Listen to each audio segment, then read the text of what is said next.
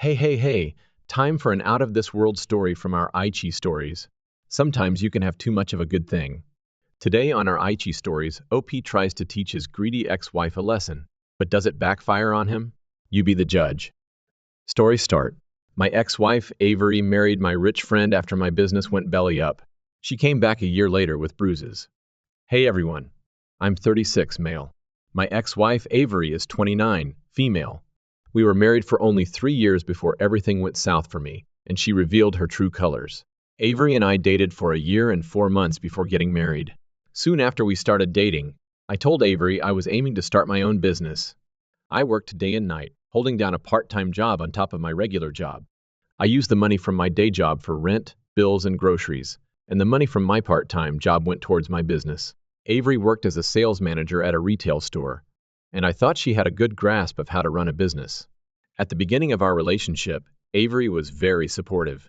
She even pushed me to work harder to expand the business. But after we got married, she didn't seem interested in it anymore. She'd even jokingly tell me to focus on other things that were important if the business wasn't going the way I wanted. But I was determined because it was my dream, and I knew it was possible to make it happen. Fast forward to the first year of marriage. After several meetings and a lot of persuasion, I got a big break when one of my wealthy friends offered to invest in my business. Avery and I were over the moon, celebrating our win. She pretended to believe in me and kept pushing me to get things done. My business was a small logistics company. I'd been nurturing this dream for a long time. I believed that with proper management and funds, my logistics company would become one of the biggest in our state. With the funding, I bought more delivery bikes, bicycles, and a truck for moving things. With more bikes and bicycles added to what we already had, business boomed, and our earnings increased. I also invested some money in marketing and signage, which paid off. However, I noticed a significant change in Avery's mindset soon after I got the investment. Before that money came in, Avery and I didn't have any major reasons to fight. Even if we argued about something or disagreed, we always settled it before bed. But after the funding came, Avery and I fought most days. The reason? Money. She argued because she wanted me to give her some money for shopping, move us into a bigger apartment, and go on a week-long vacation, all with the money that was meant to be invested in my business. When I pushed back against the idea, she was furious. I understood the shopping aspect, and even promised to give her money to buy a beautiful Chanel bag she'd admired. But she wanted more. She claimed she was happy with the investment because she thought she'd benefit from it. I was shocked at her demands because she knew how my business had been struggling and how hard I'd worked and prayed for a financial miracle every day. When it came, I wasn't expecting her to make such demands, not at that time. Even if I were to take her shopping, move into a bigger apartment, or take her on vacation, it would have been from the profit I made from my business in the long run, rather than from the money I was supposed to invest and grow countless times. I told her the money wasn't for our personal use, it was meant to be returned with interest to my investor friend.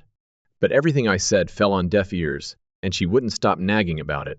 She started calling me selfish and said I was trying to take all the money my friend gave me for myself, even though I didn't work for it. When her words didn't get to me as she expected, she switched to the emotional aspect and would cry all night. For that whole week, we argued and argued. When I couldn't take it anymore, I agreed to take her shopping on a budget for peace to reign. Then, I invested the rest of the money in my business. I did that for Avery because I loved her, even when she was insensitive. As I mentioned earlier, with the addition of bikes and bicycles for delivery, business boomed, and we could cover more areas than before. We even reached the point where I had to resign from my main and side jobs to focus more on my business. I did everything possible to make sure it moved to the next level, and the money I earned monthly was enough to pay my share of the rent and bills and use whatever was left to pay for the loans I owed. About 2 months after my business started improving, Avery stopped contributing to the house. She claimed I was now doing well financially and could take care of the house like a man. She said she was tired of splitting 50/50ths with me when I earned more than double her monthly salary. Initially, when she mentioned it, I thought it was a joke.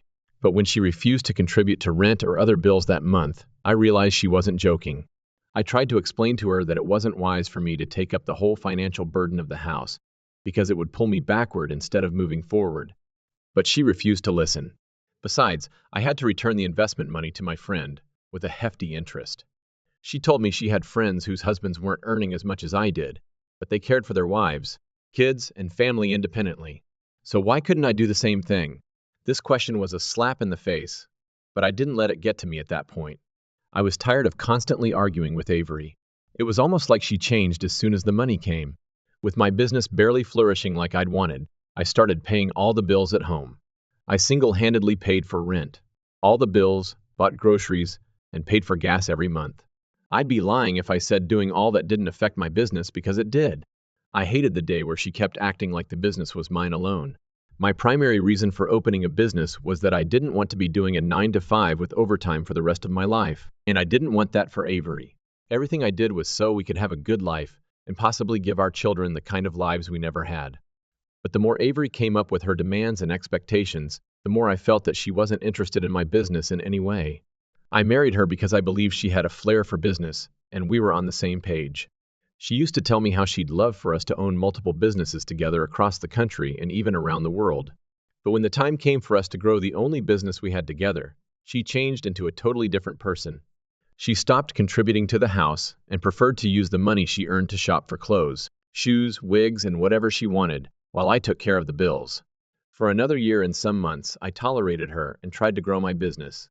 Sometimes, she'd take my credit card for shopping with her girlfriends and max it out. So you can imagine when I was going through it financially, it was more of a 1 step forward and 3 steps backward for my business. For a few months, it continued like that. Unfortunately, I couldn't continue because I had to pay back the money with interest, and I ran into serious debt issues and had to fold up for a while. It became so bad that I had to sell all my bikes, my personal car and family jewelry, an heirloom, to settle the debt. At the end of it, I was left with nothing, not even a penny saved. When this happened, I went through hell in Avery's hands. When I folded up my business, she began to say terrible things to me. She said something about how we would have used the money from the funding to live good lives. But because of my greediness, I lost everything. As if her bad-mouthing and verbal lashings weren't enough, she changed completely.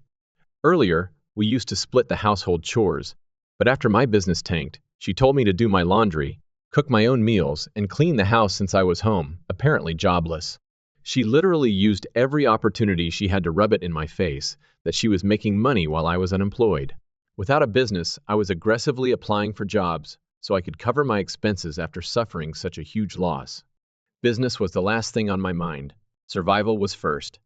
Around that time, I noticed she was always smiling and typing on her phone. Then, she came home with expensive gifts like bags, jewelry, shoes, and clothes. I knew she couldn't afford them because her salary couldn't buy even one bag, and she'd have to save her salary for at least 4 months to get one of those expensive bags.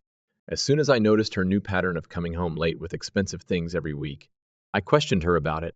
Each time I did, she'd abuse me and remind me that I didn't have the right to question her because I was jobless and would never be able to buy those things for her. With her new attitude, I knew we wouldn't get intimate, and that's what happened. She stopped sleeping in the bedroom because she knew I'd try to touch her. Just like that, our marriage became a nightmare in a twinkle of an eye. I think 2 or 3 months after she started coming home with expensive stuff. It was hurtful and suffocating for me to tolerate her tantrums. But at that point, my priority was getting a job ASAP.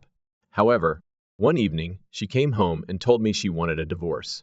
She said she could no longer tolerate being married to me and revealed that she married me because she thought I had a promising future. But so far, she wasn't impressed. I didn't try to beg or convince her. I kind of knew it was coming. I was already tired of everything and believed divorcing each other was the right thing to do.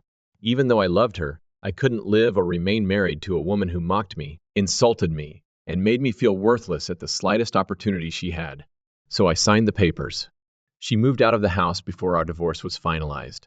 Shortly after we divorced, I was at home thinking about my life when she sent a message on Facebook.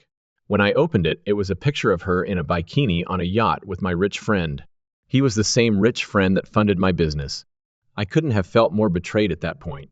Everything made sense. The expensive gifts, perfumes, her returning home late, the new attitude, and finally wanting a divorce. I couldn't even cry because what she had done was past the stage of expressing my heartbreaking tears. I even felt bad for her because my rich friend had a track record of using women, and he was divorced 4 times. In response to the picture she sent to mock me, I typed, "Enjoy it while it still lasts," and then blocked her. Moving on was difficult, especially with no job and someone to support me financially and emotionally. It was so rough, and there were days I thought of ending things because I was mentally in a very dark place. I even moved in with my younger brother because I couldn't afford to pay rent or take care of my basic needs. Some of my friends tried to support and help me occasionally. 4 months after Avery left me, I got a job. The pay wasn't that great compared to my previous job, but it was a motivating start for me. I worked really hard, did overtime, and was able to split rent and bills with my brother for 2 months before I got my own place. At my new workplace, my senior colleague, Crystal, was particularly fond of me. She was 47, female, obviously older, and I didn't understand why she'd bring me lunch, ask if we could go out to eat together, and so on. Until I asked her, Crystal said I reminded her of her late brother, who passed away when he was younger. For some weird reason, I looked and walked like him. Down the line, Crystal and I became so close. When I told her about my past and the business that crashed, she promised to help. In the few months of knowing each other, I'd already fallen in love with her. She cared for me and treated me with so much love. I didn't even get that kind of care and love in the 3 years I was married to Avery. With Crystal, I felt pampered, and I didn't even know when my heart gave way to love again. Surprisingly, Crystal helped me as promised. I got funding from someone she introduced me to. The person helped because she owed Crystal a favor. Crystal also gave me a mind-blowing amount of money to invest, with the agreement that I would pay her back monthly. She also shared ideas to push my business forward, expand, and offer something my competitors didn't. I know it all sounds too good to be true, and that's exactly how I felt. In the space of 9 months after Avery left me, in fact, if anyone had told me I would bounce back so fast, I wouldn't have believed it. My only disappointment was that Crystal didn't see me the way I saw her. She saw me as her brother, whom she loved so much, and she promised to keep supporting me as long as I kept to my end of the deal. She was almost 11 years older than me, and I wouldn't have minded it. When Crystal said no to me because she didn't want to mix business with pleasure, I was hurt a bit, but I got over it and decided to focus on growing my business back. Even though it was almost like starting from scratch because I sold my bikes, I didn't mind. Having a logistics business was something I really wanted, and I was passionate about it. With the funding, my business kicked back to life, and I was so happy. Just 3 weeks ago, a year after Avery and I divorced, I received a call from her.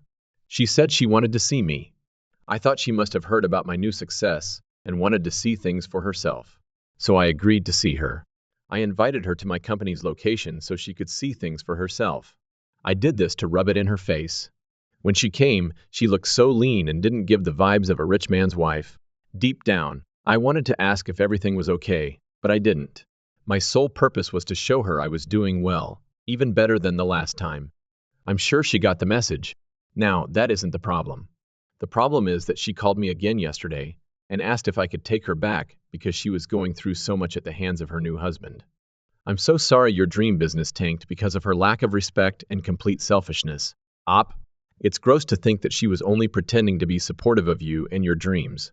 And it's honestly a bit shocking that your wealthy friend decided to entertain her and for her to send you the photo just to rub it in your face.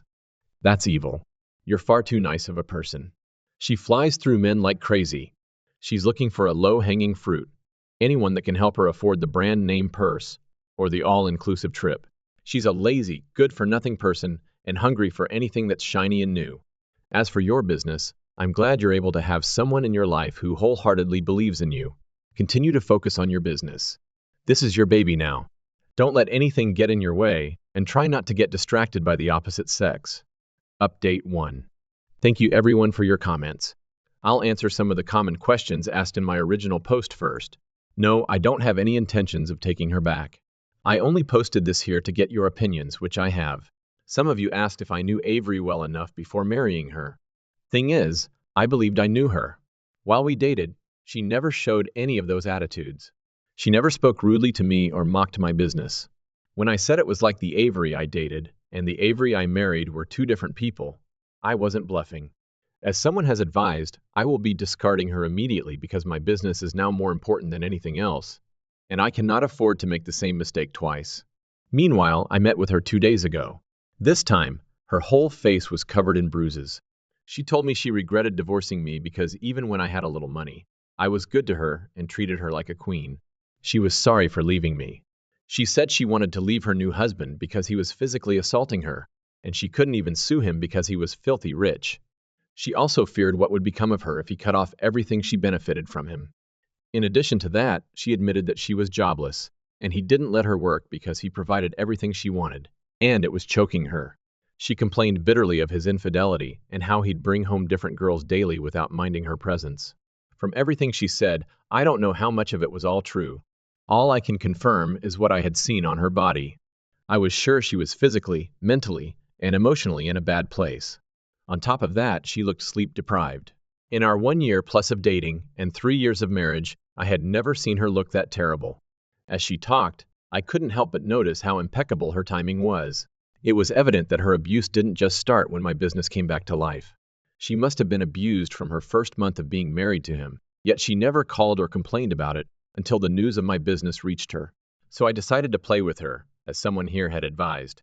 I gave her all the reasons I couldn't take her back and watched her beg and plead with me. She said she was deceived by what she saw and believed it was better to be a rich man's wife, even if he didn't love her, than to be a poor man's wife with all the love. But now she had learned her lesson. When she had begged and begged, I told her to give me time to think about it. Hearing that gave her a ray of hope. I can't wait to kill that hope and make her go through the same pain I did. I'll make another update as soon as I take my revenge. Although it's sad to hear that she is in that state, you absolutely cannot go back to her. No one deserves to be physically abused. Unfortunately, in this case, she missed out on someone who would have truly cared for her. She just couldn't see past her own greed. Update 2. Hi everyone. Trust me, this is not ending as a love story because the story is already over. Believe me, I still cannot get over her betrayal, and no matter how hard I tried, I couldn't get the image of her face when she humiliated and abused me during my tough phase. It's pretty shameful that she tried to return to me after treating me like I'm worthless. Anyways, it's been a month now. I cannot begin to list everything she had done for me so that I could take her back. She even went as far as sharing her nudes at my request, and we had been consistently chatting from the day I told her I would think about it. It was almost like she delivered herself to me on a silver platter. All I needed was 1 month. She made it so easy. Throughout that month, she did literally everything I asked her to do, even blowing her mind and leading her on. I kissed her on the cheek, and she couldn't stop smiling and waving at me as she walked to her car that day. Someone here had commented that I set her up and ruined her miserable marriage, and I loved that idea. I deliberately asked her to send in her nudes to me because I knew she would. After all, desperate times require desperate measures. So after I had enough of her explicit photos, I gathered chats between us as we discussed how she would divorce her husband and all the horrible things she had said about him. I unblocked my friend and sent him all those pictures and screenshots of our conversations. Then I left a message. Helping you dodge a bullet, bro. I waited for him to see the message, and as soon as he did, I got a call from Avery. She was crying and breathing heavily on the phone. When she could finally talk, she told me her husband threw her out of the house and seized everything he bought for her because, in his words, she came with nothing, and she had to go with nothing. After crying and deposing herself, she said she was coming to my place to be officially together like we had planned. I used that opportunity to tell her I was the one who sent everything to her husband, and we could never be together because she didn't deserve any love. When she heard that, she cried more and begged me not to do that to her. I already did. I warned her not to show up at my place or company, or I would have her arrested. After that, I blocked her contact. I can only imagine the heartbreak she's going through right now. Very bold of her to think she could eat her cake and have it. I can't appreciate you all enough. Thank you so much for your advice and suggestions. I wouldn't have paid her back so satisfyingly if you all didn't help me. Thank you. But your friend is the one beating her. How is he the one dodging the bullet? I'm not sure you're right to say that, hero. No one deserves to be treated that way, even though she did leave you. I'm not sure playing games with her like that makes you any better at this point.